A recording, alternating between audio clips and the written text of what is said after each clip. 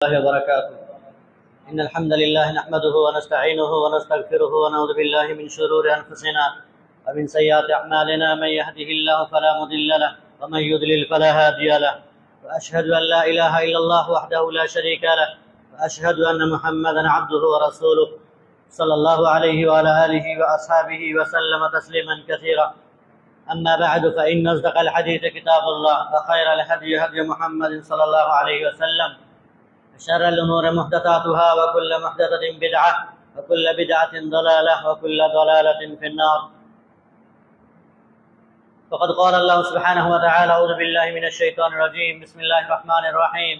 يا أيها الذين آمنوا اتقوا الله حق تقاته ولا تموتن إلا وأنتم مسلمون.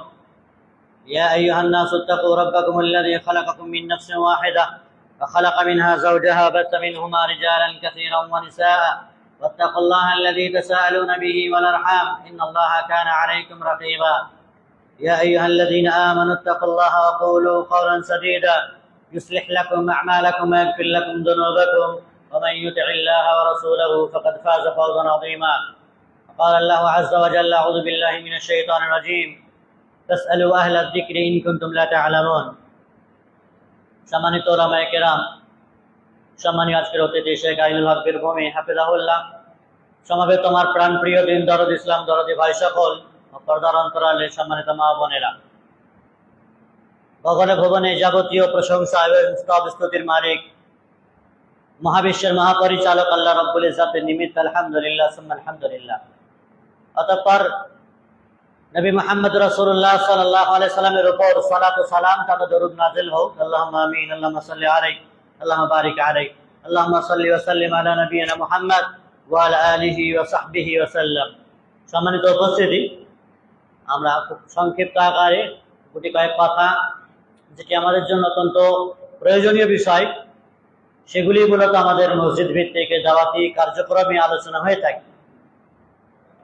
গতানুগতিকভাবে অন্যান্য জামাতের মতো জলসা জুলুসের নামে মেলা খেলা, বিরাট আয়োজন বিয়োজন, আড়ম্বর পূর্ণ চাকচিক্যময় কোন রকমের মজলিস নয়। আল্লাহর ঘরে আল্লাহর দিন প্রতিষ্ঠার জন্য, নিজেদের কোরআন সুন্নাহমূলক জীবন গঠনের জন্য সালাফে সালেহিনের রেখে যাওয়া অনুপম আদর্শ, তাদের রেখে যাওয়া রীতি নীতি মানহাজকে সম্মুখে রেখে আমাদের এই দাওয়াতি কার্যক্রম হয়েছে।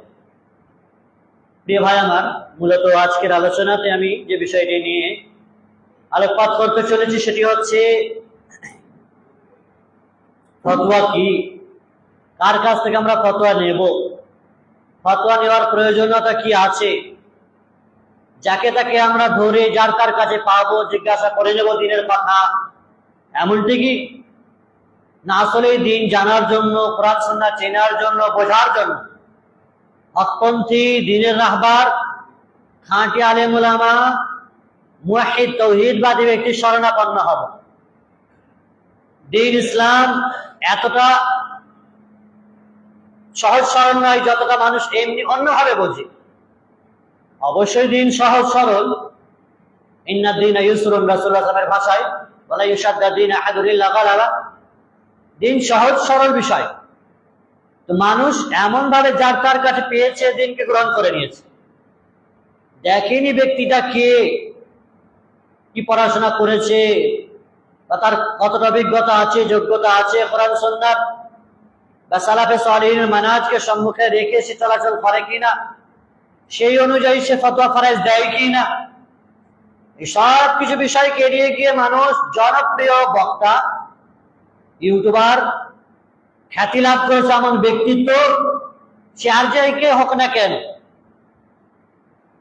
না আছে তার কোরআন পড়ার ঢং, না আছে কোরআনের তাফসীর, না আছে ইলমে হাদিস, না কিছু, সব কিছুকে এড়িয়ে গিয়ে মানুষ বর্তমান প্রেক্ষাপটে জনপ্রিয় খ্যাতিমান ভাইরাল বক্তাদেরকে আলেম উলামা প্রকৃত মনে করেছে, আর তাদের কাছ থেকে ফতোয়া নিয়েছে।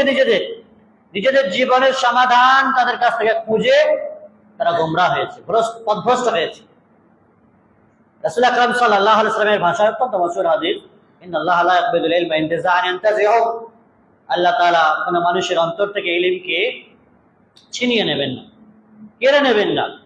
ওয়ালাকিন ইয়াকবিদুল ইলমা বিকবাদিল উলামা, আল্লাহ রাব্বুল ইজ্জত ইলমকে উঠিয়ে নেবেন প্রকৃত উলামায়ে কেরামদের মৃত্যুবরণের মাধ্যমে।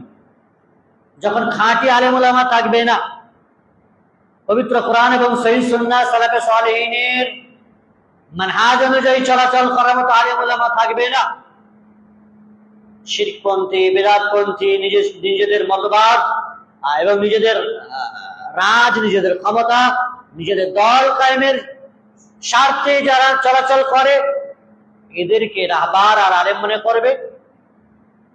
ফলে তাদের কাছে ফতোয়া জিজ্ঞাসা করবে, আর তারা তাদের মন মোতাবেক ফতোয়া দিয়েও থাকবে। যেহেতু তারা তাদের ফলোয়ার্সদেরকে রাজি খুশি করাতে হয়, ফলোয়ার্সদের কাছ থেকে টাকা পয়সা আসে, দান ধ্যান আসে, তাদের কাছ থেকে এদের বিনা পুঁজির ব্যবসা চলে। ফলে ফলোয়ার্সদের মন জয় করতে হবে, তাদের মনক্ষুণ্ণ করা যাবে না, তাদেরকে রাগানো যাবে না, তাদের মনের বিরুদ্ধে কোনো রকমের কথা বলা যাবে না। নিজেদের পীর পূজারী দল বলেন, রাজনৈতিক দল বলেন, অন্যান্য তাবলীগ জামাত, ইলিয়াসে তাবলীগ বলেন, আর কিছু বলেন, সকল দল তারা তাদের দলকে প্রতিষ্ঠিত রাখার স্বার্থে নিজেদের মতো করে সাজানো গোছানো কথা বলে, আর সেটা কি হক মনে করে, আর এটা কি কোরআন সুন্নাহ মনে করে, অথচ তারা ভ্রষ্ট, তারা নিজেরাও গোমরা, আর তারা তাদের জনগণকেও, তারা তাদের ফলোয়ার্সদেরকে, অনুসারীদেরকেও পথভ্রষ্ট করে। উভয়ই এভাবে জাহান্নামের পথে পরিচালিত হয়। সম্মানিত উপস্থিতি, প্রথমত আমরা যে কথা বলবো যে ফতোয়া কাকে বলে। ফতোয়া আরবি শব্দ এটি, যার মানে হচ্ছে মতামত, রায়, সিদ্ধান্ত, মত ইত্যাদি ইত্যাদি। এই ফতোয়ার ব্যাখ্যা আল্লাহ রাব্বুল ইজ্জত পবিত্র কোরআনে বেশ কিছু জায়গায় বলেছেন, যেমন সূরা ইউসুফে রয়েছে, ইয়া আইয়ুহাল মালাউ আফতুনি ফি রুইয়া ইন কুনতুম লিরুইয়া তা'বুরুন। ইউসুফ আলাইহিস সালামের কাছে একজন এসে বলেছিল যে, হে পরিষদ বর্গ, তোমরা আমাকে আমার স্বপ্নের ব্যাখ্যা বলে দাও, স্বপ্নের ব্যাখ্যা আমাকে বলে দাও, যদি তোমরা স্বপ্নের ব্যাখ্যায় পারদর্শী হয়ে থাকো। এই ফতোয়া শব্দের অর্থ পরামর্শ হয়ে থাকে, যেমন আল্লাহ রাব্বুল ইজ্জত বলছেন সূরা নামলে সুলাইমান আলাইহিস সালামের কাহিনীর সাথে জড়িত বিলকিস, রানী বিলকিসের কথা। সে বলেছিল, ইয়া আইয়ুহাল মালাউ আফতুনি ফি রুইয়া ইন কুনতুম ইয়া আইয়ুহাল মালাউ আফতুনি ফি আমরি মা কুনতু কাতিআতান আমরা হাত্তা তাশহাদুন। বিলকিস বলেছিল, হে পরিষদ বর্গ, আমাকে আমার কাজে পরামর্শ দাও, তোমাদের উপস্থিতি ব্যতি রেখে আমি কোনো কাজে সিদ্ধান্ত গ্রহণ করব না। আর অন্য ভাষাতে, পরিভাষাতে ফতোয়া বলা হয়ে থাকে যিকরুল হুকমিল মাসউল ওয়া আনহু লিসাইল, যে প্রশ্নকারীর নিকট তার প্রশ্নকৃত বিষয়ের কোনো কিছু সমাধান চাওয়া, এটাকে বলা হয় ফতোয়া। যেমন কোন আলেম উলামায়ে কিরাম এটাও বলেছেন যে আল ইকবার বিহুকমি শারঈ আলা ওয়াজহিল ইলজাম, শরীয়তের হুকুম জানানো বাধ্য করার ভিত্তিতে নয়। শরীয়তের কোনো হুকুম জানা এবং জানানো এটি জরুরি বিষয়, কিন্তু আমরা কাউকে কোনো বিষয়ে বাধ্য করতে পারি না। বাধ্য করার অধিকার কেবলমাত্র কাজীর আছে, কিন্তু কোনো মুফতির নেই। মুফতি সে শুধুমাত্র ফতোয়া প্রদান করবে যা তার কাছ থেকে চাওয়া হবে। এই ফতোয়ার প্রয়োজনীয়তা আছে কিনা, এবং আমাদের দেশের মুফতিদের যে অবস্থা এবং বেশ কিছু ফতোয়ার শর্তাবলী রয়েছে, সেগুলো মাথায় আমাদেরকে রাখতে হবে।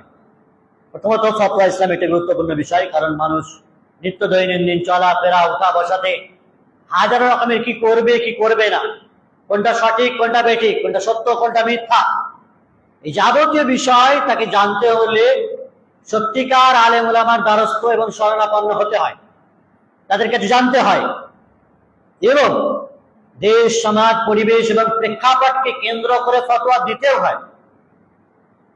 একটি ফতোয়া হয়তো সৌদি আরবে তার প্রেক্ষাপট পরিবেশ অনুযায়ী সেটা ঠিক আছে, আমার প্রেক্ষাপট পরিবেশ অনুযায়ী ফতোয়াটা ভিন্ন রূপ হতে পারে। ঢালাও ভাবে এই নয়, যেমন আব্দুল্লাহ বিন মাসউদ রাদিয়াল্লাহু তাআলার একটি কথা, যে তিনি বিদআতীদেরকে মসজিদ থেকে তাড়িয়ে দিতেন, বিদআতীদেরকে মসজিদে আশ্রয় দিতেন না, কিন্তু এগুলো একটা প্রেক্ষাপট অনুযায়ী এই বিষয়গুলোর সেই যুগে ছিল। যদি দেখা যায় কোনো বিদআতীকে দ্বীন প্রচার প্রসারের বা দ্বীন শেখানোর কোনো বন্দোবস্ত তার দ্বারা হচ্ছে, তাকে নিয়ে আসা যাচ্ছে, মসজিদে বসছে, সে বুঝবে যা কিছু বলা যায়, তাহলে সেক্ষেত্রে ভিন্ন। তাহলে আমরা মূলত আমাদের যে দৈনন্দিন সমস্যা আছে সেগুলি সমাধানের জন্য একেবারে খাঁটি পরেজগার আলেম উলামা দ্বীনি এবং দুনিয়াবি কোরআন এবং সুন্নাহ হাজার রকমের ইলমের অভিজ্ঞতা রাখে তার শরণাপন্ন আমাদেরকে হতে হয়। এ বিষয়ে আমরা আল্লাহ রাব্বুল ইজ্জাতের কোরআনে আয়াতকে স্মরণ করি, ফাসআলু আহলা যিকরি ইন কুনতুম লা তা'লামুন। আল্লাহ তাআলা বলছেন যে তোমরা আহলে যিকিরদেরকে জিজ্ঞাসা করো যে বিষয়ে তোমাদের কোনো জ্ঞান নেই, যে বিষয়ে তোমরা জানো না। তো আহলে যিকির বলতে কারা? এই আহলে যিকির বলতে এখানে সবাই যে যার নিজের মতো করে ভেবে নিয়েছে আমরাই আহলে যিকির। সকল প্রকার, সে আটরশি হোক, আর মাজারপন্থী হোক, আর সিলসিলা হোক, আর কবর পূজারী হোক, মাজার পূজারী হোক, আর জামাতি হোক, বিভিন্ন দল এবং মতাদর্শের মানুষেরা সবাই নিজেদেরকে আহলে যিকির বলে। আহলে যিকির বলে জাতিকে গোমরাহ করে। অথচ আহলে যিকির কারা? প্রকৃতপক্ষে যারা নবীর ওয়ারিস, ওয়ারাসাতুল আম্বিয়া, যারা নববী ইলম রাখে। এবং নববী ইলম সাহাবায়ে কিরামরা যে ইলম রাসূল আকরাম সাল্লাল্লাহু আলাইহি ওয়াসাল্লামের কাছ থেকে নিয়েছিলেন, সেই ইলম, যে সুন্নাত, যে ইলমের গ্রহণের ক্ষেত্রে রাসূল সাল্লাল্লাহু আলাইহি ওয়াসাল্লামের ভাষা ছিল এই আলাইকুম বিসুন্নতি ওয়া সুন্নাতিল খুলাফায়ে রাশিদিন আল মাহদিয়িন তামাসসাকু বিহা ওয়া আদু আলাইহা বিন নওয়াজিজ। আমার সুন্নাতকে আঁকড়ে ধরো আর আমার সাহাবায়ে কিরামদের সুন্নাতকে আঁকড়ে ধরে থাকো। কিভাবে ধরবে? তামাসসাকু বিহা, এমন ভাবে মজবুত ভাবে ধারণ করবে যেভাবে দাঁতের গোড়াতে কোনো জিনিস খাবার রেখে মজবুত করে সেটাকে খাওয়া হয় বা শক্ত করে ধারণ করা হয়। এই জন্য রাসূল আকরাম সাল্লাল্লাহু আলাইহি ওয়াসাল্লাম এবং সাহাবায়ে কিরামের মানহাজের উপর যদি কেউ অটল থাকে, অবিচল থাকে, তাহলে সে পথভ্রষ্ট হবে না, সে পিছড়ে যাবে না। কিন্তু এছাড়া যদি অন্য কেউ বা অন্য কোনো ব্যক্তির শরণাপন্ন বা অন্য কোনো ব্যক্তিকে আইডিওলজি মনে করে, সেটাকে সর্বে মনে করে, তাদের ফতোয়ার সাথে কোরআন সুন্নাহর ফতোয়া মিল খায় না, নবী রাসূল এবং সাহাবায়ে কিরামদের মানহাজের সাথে মিল খাচ্ছে না, তাহলে নিঃসন্দেহে সেই ফতোয়া পরিত্যাজ্য হবে। আল্লাহ সুবহানাহু ওয়া তাআলা মর্মে বলেছেন, ফাইন তানাযাতুম ফি শাই ফারুদ্দুহু ইলাল্লাহি ওয়া রাসূল ইন কুনতুম তুমিনুনা বিল্লাহি ওয়াল ইয়াউমিল আখির। আল্লাহ এবং তার রাসূলের অনুসরণ করতে হবে, উলিল আমরের অনুসরণ করতে হবে। যদি তোমাদের দিনের ভিতরে কোনো বিষয় মনোমালিন্য হয়, তাহলে সেই ক্ষেত্রে উলুল আমর, উলামায়ে কেরাম বলেন আর শাসক বলেন, কেউ কারোর কাছে যাওয়ার প্রয়োজন নেই। ফারুদ্দুহু ইলাল্লাহি ওয়া রাসূল, তখন আল্লাহ এবং তার রাসূলের দিকে তোমাদেরকে ফিরে আসতে হবে, ফতোয়া দেখতে হবে সরাসরি কোরআন এবং সুন্নাহ কি বলছে। সম্মানিত উপস্থিতি, তাহলে আমরা যারা ইসলামের আলোকে মানুষের নানান সমস্যার যে সমাধান এবং দিক নির্দেশনা আমরা দেব বা আমরা নেব, তাদেরকে এটা মাথা খুলে ব্রেন একেবারে প্রশস্ত করে এটা জেনে রাখা উচিত যে আমরা যে কোনো বিষয় জানার জন্য আমাদের সালাফে সালেহিন কি বলেছেন আর কি রেখে গেছেন আমাদের জন্য, কিভাবে কোন ফতোয়া দিয়েছেন।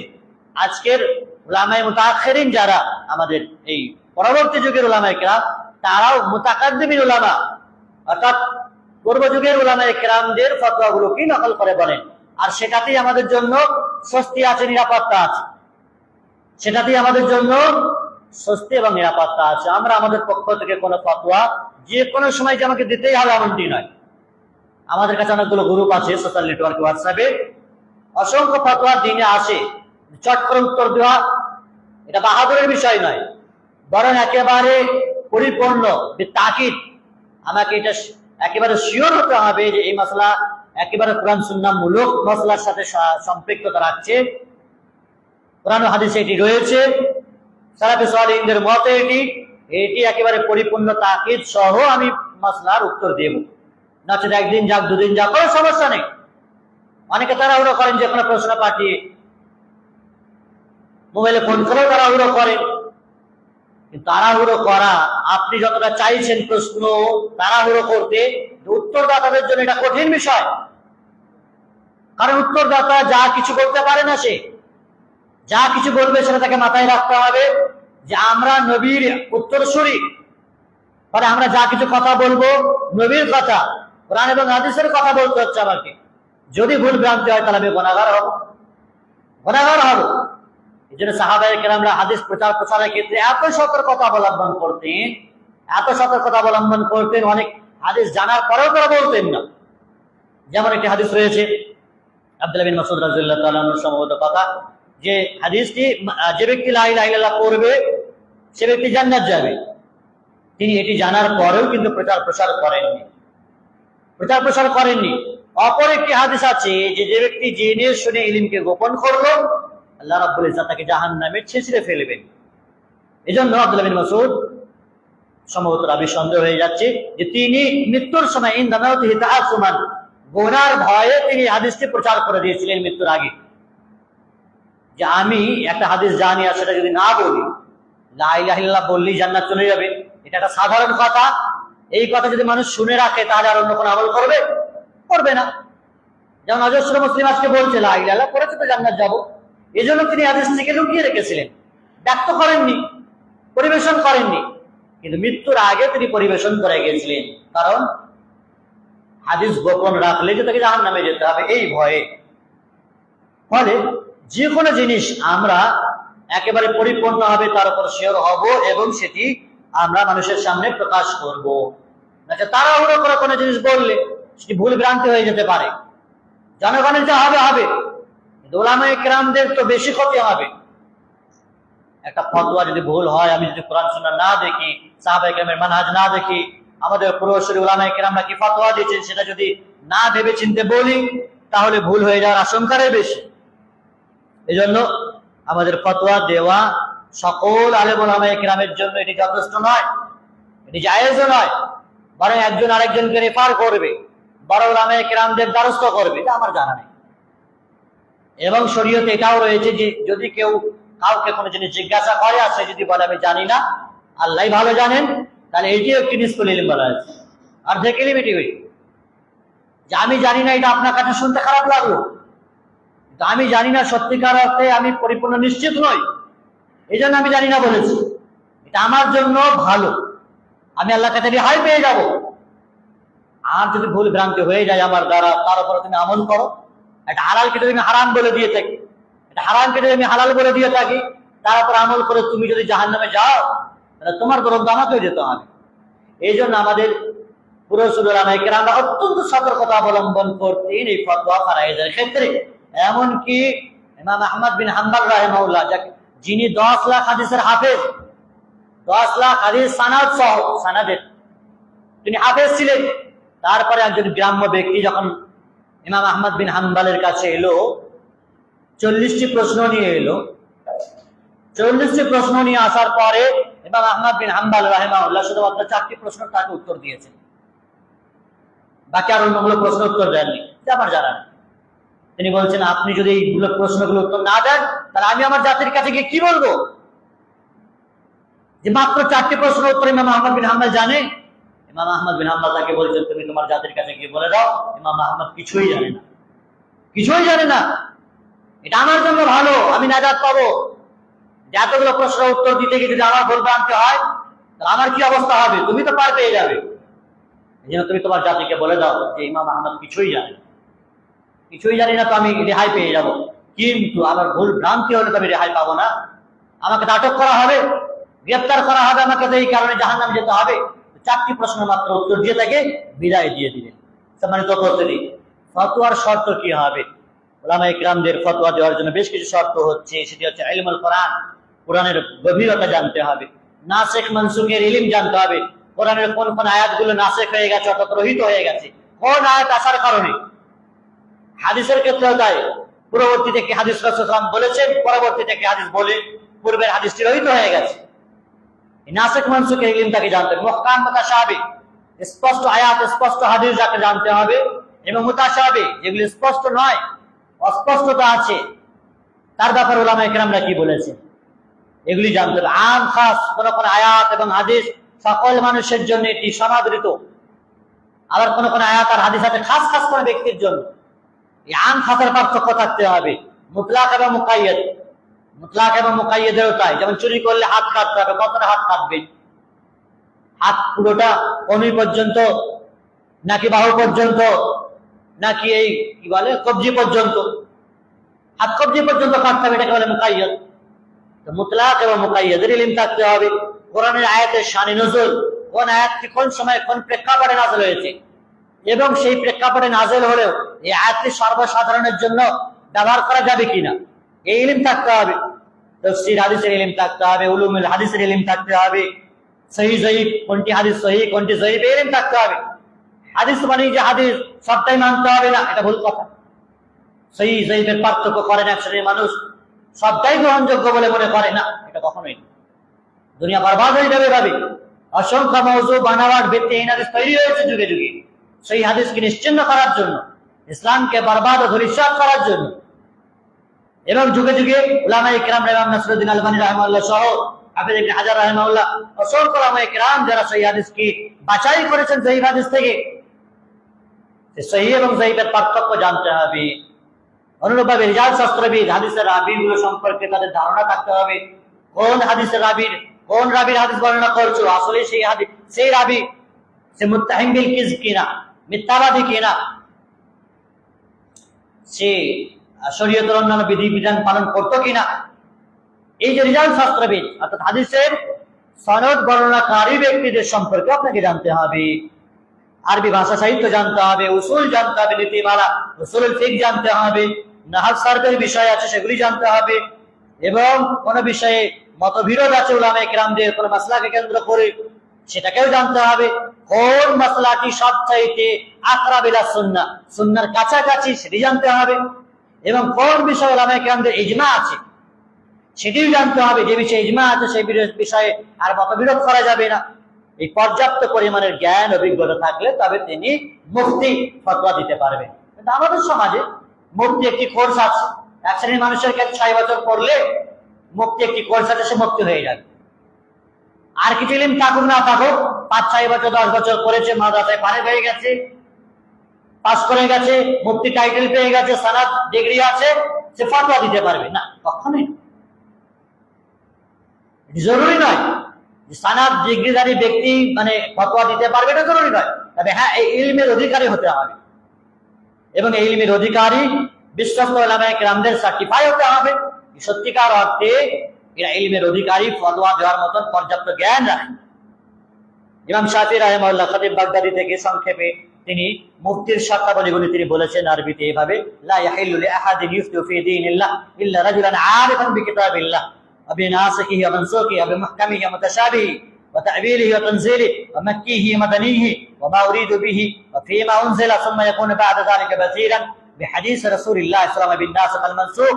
এভাবে তিনি বলেছেন যে আল্লাহর দ্বীনের বিষয়ে এমন ব্যক্তি ছাড়া কারো ফতোয়া দেওয়া জায়েজ নয় যে আল্লাহর কিতাবের নাসিখ মানসুখ, মুহকাম মুতাশাবিহ, ব্যাখ্যা, শানে নজুল, কোন আয়াতে মাক্কি, কোন আয়াতে মাদানী, এর উদ্দেশ্য কি, কোন বিষয় নাযিল হয়েছে, এই বিষয়গুলো যতক্ষণ সে রপ্ত আর জানতে না পারবে ততক্ষণ তার জন্য ফতোয়া দেওয়া জায়েজ নয়।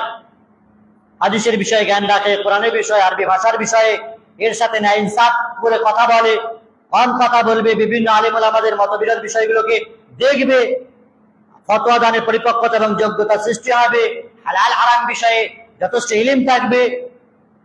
এই রকম ইলম থাকলে তবে সে ফতোয়া দিতে পারবে, নচেৎ সে দিতে পারবে না। অতএব সাধারণ ব্যক্তিদের উচিত, আম জনগণ যারা আমাদের আছেন তাদের উচিত হবে আপনি কার কাছ থেকে ফতোয়া নিচ্ছেন এটা আপনাকে ভাবতে হবে। ফেসবুকের বড় বক্তা, ভাইরাল বক্তা, ভিউয়ার্স অনেক বেশি, সিংহের মতো গর্জন, বাঘের মতো গর্জন, বিরাট কিছু হুঙ্কার চারে, পাঞ্জাবি বড়, দাড়ি বড়, টুপি বড়, আলখেল্লা পরে থাকে, লোকের কাছে বিরাট নাম দাম, একদিনও ডেট তার ফাঁকা নেই। এ আপনার মুফতি? এ আপনার ফতোয়া দেবে? এগুলো ফতোয়া দেওয়ার মানদণ্ড না মুফতির মানদণ্ড?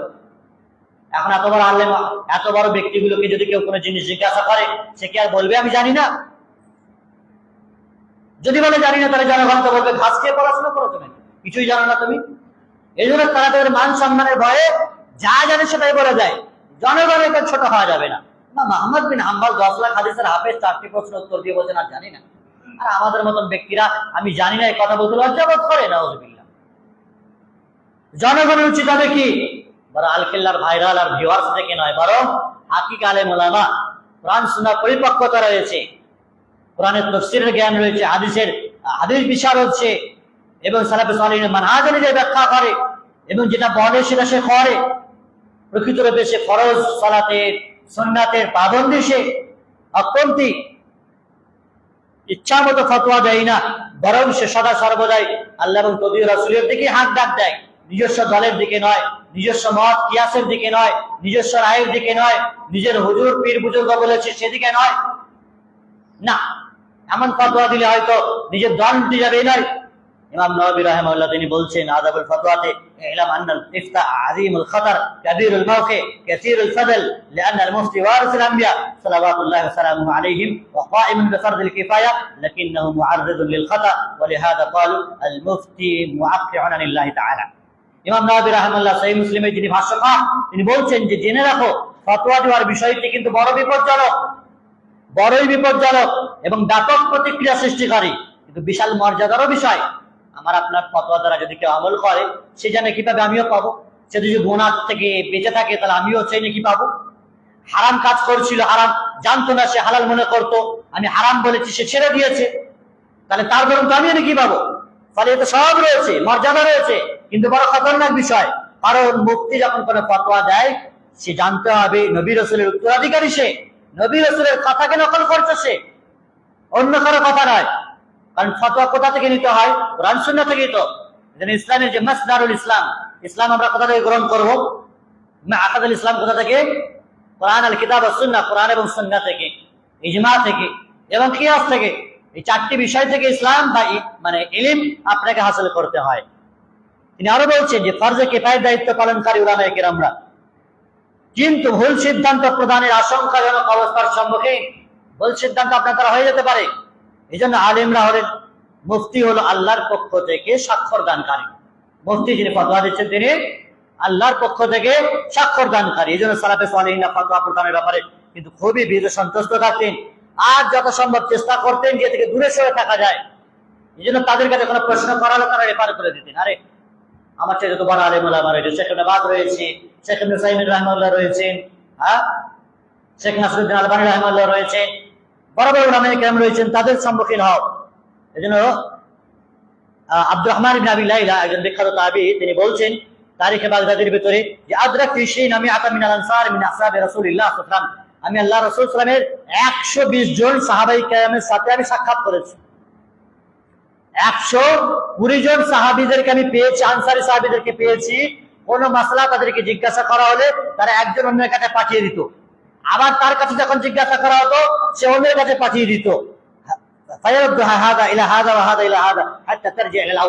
এবং সর্বশেষে ঘুরে ফিরে দেখা যেত প্রথম জনের কাছেই মাসলাটা ঘুরে আসতো। তাহলে প্রথম জনটাকে জিজ্ঞাসা করা করে ফিরিয়ে দিতেন, অন্য কারো কাছে যাও, আমার দ্বারা সম্ভব নয়। আবার কেউ গ্রহণ করতো না ফতোয়া দিতে, মানে ফতোয়া দিতে চাইতো না, ফতোয়া দিতে অন্তত ভয় খেতেন, দেখা যেত পূর্বে ফিরে আসতো। অনুরূপ ভাবে আবু হুসাইন উসমান ইবনে আসিম তিনি বলছেন যে ইন্নাকাদাহুম লিয়াফতা ফিল মাসআলা, তোমাদের মধ্যে কেউ কখনো এমন মাসআলায় যদি ফতোয়া দিয়ে দাও, এমন মাসআলায় যদি ফতোয়া দাও, তাহলে সেটা যদি ওমর ইবনে খাত্তাবের যুগে হতো, তাহলে ওমর ইবনে খাত্তাব রাদিয়াল্লাহু তাআলা আনহু তিনি এই মাসআলার সঠিক জবাব দেওয়ার জন্য বদরি সাহাবীদেরকে জমা করে ফেলতেন। আমরা তো ফতোয়া এলি দিয়ে দিই, যদি এটা ওমর রাদিয়াল্লাহু তাআলার যুগে হতো তাহলে বদরি সাহাবীদেরকে জমা করে ফেলতেন তিনি, সকলকে দিয়ে বলতেন সকলে মিলে পরামর্শ করে ফতোয়া দাও।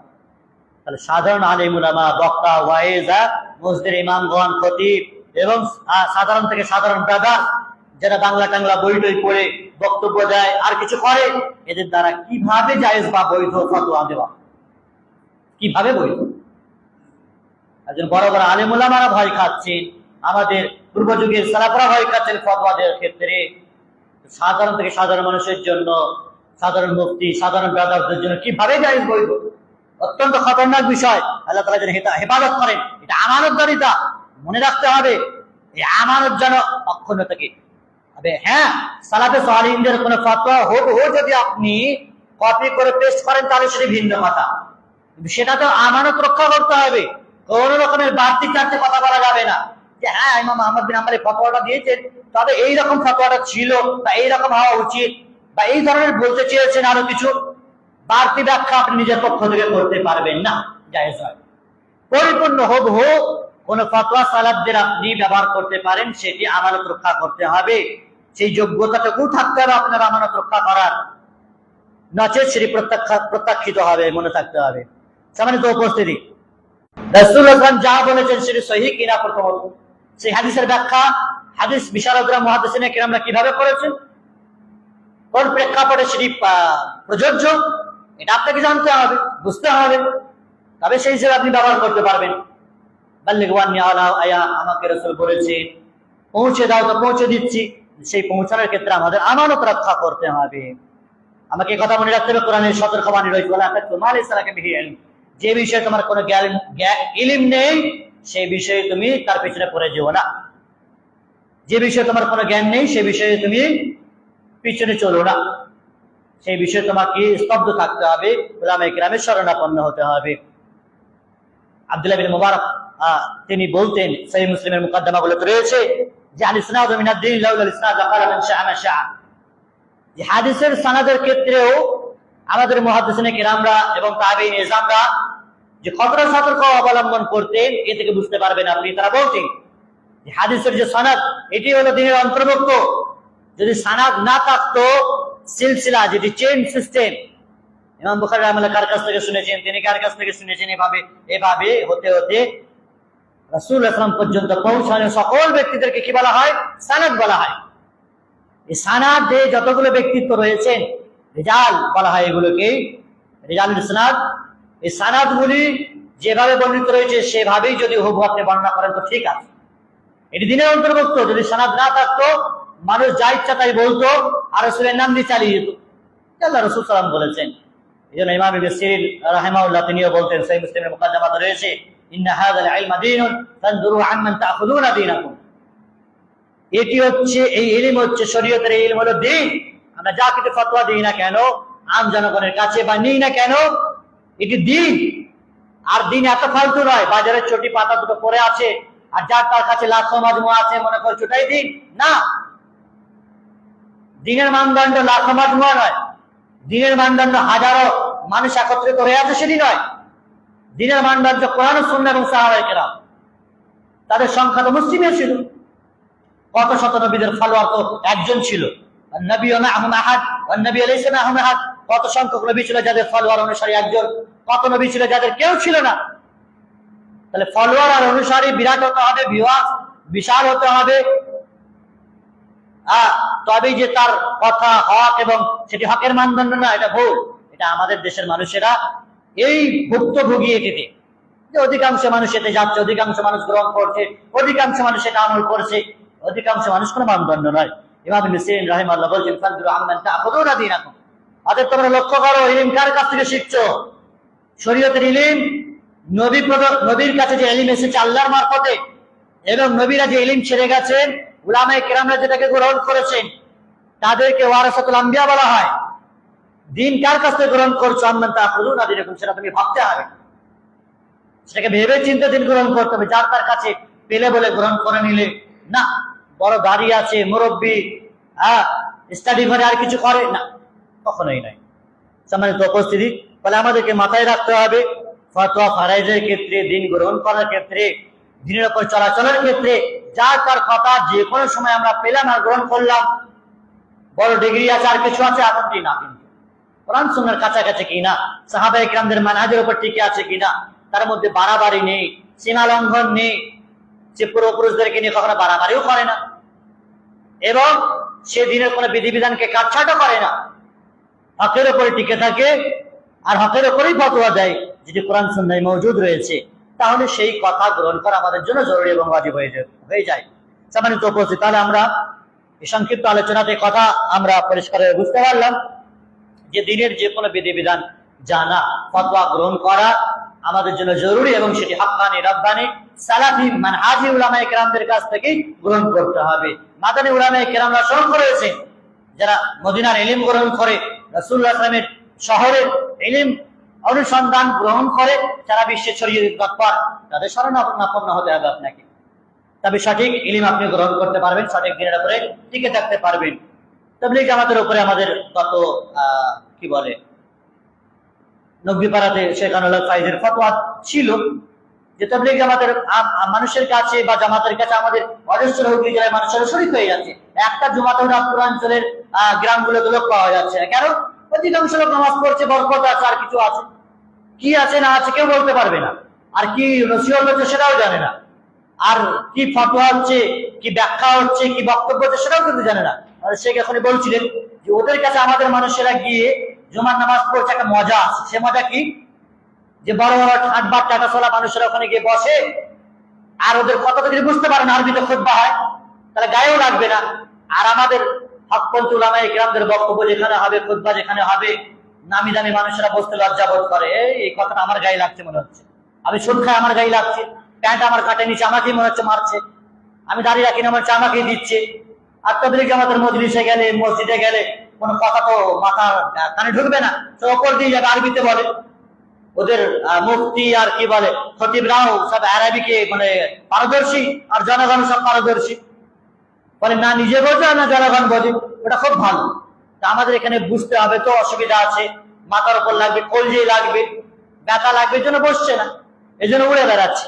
আল্লাহ রাব্বুল ইজ্জত যেন আমাদেরকে হেদায়েত দান করেন, সঠিক দিনে ফিরে আসার তৌফিক দান করেন, সঠিক কোরআন সুন্নাহর যেখানে ওয়াজ আলোচনা হয় সেখানে বসার তৌফিক দান করেন। আপনার রসালো কষালো মজা না হলেও কিন্তু সঠিক ইলম আপনাকে যা দেবে সেটি গ্রহণ করে আপনি জান্নাত পর্যন্ত পৌঁছতে পারবেন। এই সবচেয়ে বড় আমানত তারা নবীদের উত্তরসূরি হিসেবে তারা আপনার কাছে রেখে যাবেন, রেখে যান, এটা আপনারা গ্রহণ করতে বাধ্য এবং তৎপর। আল্লাহ রাব্বুল ইজ্জতের কাছে পরিশেষে দোয়া করে তিনি আমাদের সকলকে সঠিক নববী ইলম হাসিল করার তৌফিক দান করেন, সঠিক দিন শেখা হাসিল করা, হোয়াটসঅ্যাপ গ্রুপ অনলাইন অফলাইনের মাধ্যমে সঠিক দিনের রাহবার যারা আছে তাদের কাছে গ্রহণ করার তৌফিক দান করেন। আমিন। সাল্লাল্লাহু আলাইহি ওয়া সাল্লাম বারাকা আলা আবদি ওয়া রাসূলিহি নবিয়িনা মুহাম্মদ ওয়া আলা আলিহি ওয়া সাহবিহি আজমাইন। এরপর যে আপনাদের কাছে সর্বশেষ আমাদের সবার প্রিয় শেখ আইনুল হক বীরভূমি হাফেজাহুল্লাহ তিনি আসছেন, আলোচনা রাখবেন আপনাদের কাছে।